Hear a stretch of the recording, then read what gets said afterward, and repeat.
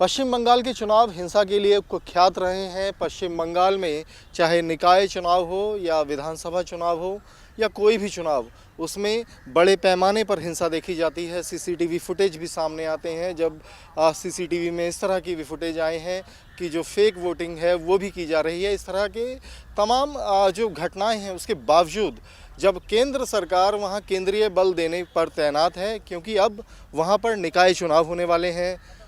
Kolkata high court ने आदेश दिया कि केंद्र सरकार वहां केंद्रीय बलों की तैनाती करे तमाम जिलों के अंदर जहां जहां चुनाव होने हैं।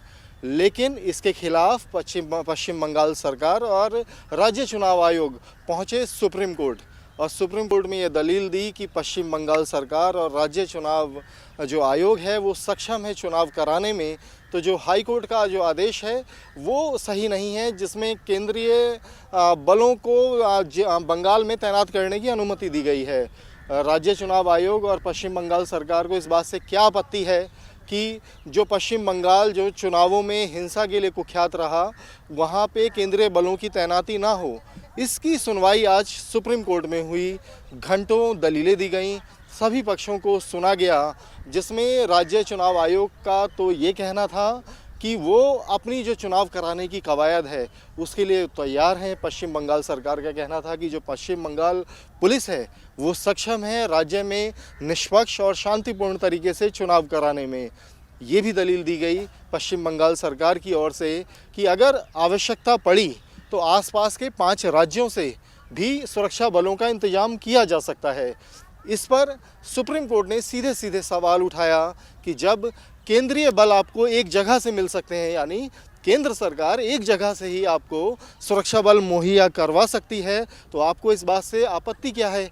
और पश्चिम बंगाल चुनाव का इतिहास रहा है, चाहे 2013 के चुनाव की बात करें, 2018 के चुनाव की बात करें, उनमें बड़े पैमाने पर हिंसा हुई, लोगों के घर जला दिए गए, आगजनी हुई, पथराव हुआ, तमाम जो हानि हुई, लोगों को जान और माल की हानि उठानी पड़ी। उसके बावजूद अगर राज्य सरकार ये कहती है कि केंद्रीय बलों की तैनाती ना की जाए, तो इसके पीछे की कोई ठोस वजह समझ नहीं आती।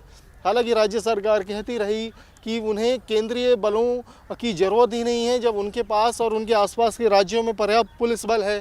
तो जो सुप्रीम कोर्ट का जो एक कमेंट था वो बेहद अहम है कि आपको अलग अलग राज्यों से बल मंगवाने की क्या ज़रूरत है जब आपको सेंट्रल फोर्सेस मिल सकती हैं।